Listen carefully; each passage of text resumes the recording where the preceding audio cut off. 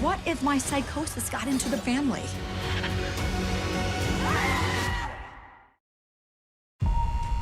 I'm rehabilitated.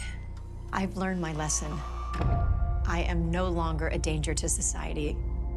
Okay, well, you never get a second chance to make a first impression. So let's stick to the story. No ghosts, no demons. You had a mental breakdown while you were writing your book, and now you're recovered. That is the story. Yep, just like that. I'm home and I'm in control. Well, Jake and I don't need you, and Dad doesn't remember you.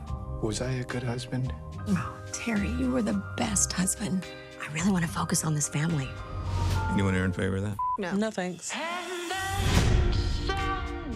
What'd you think would happen, darling? Get your brain scrambled and life would be perfect? That's what you'll talk about on the book tour. I don't want to be some mental patient on display. I'm not that person anymore. Hello, dear. Honey, are you okay? Hi, Tara. You see her? Yeah. What if my psychosis got into the family? I need to remember what happened. Something is wrong with me.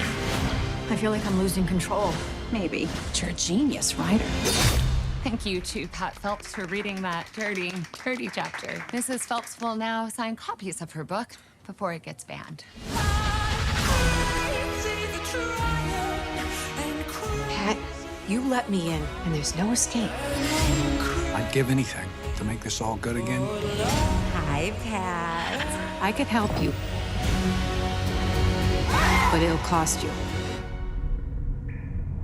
You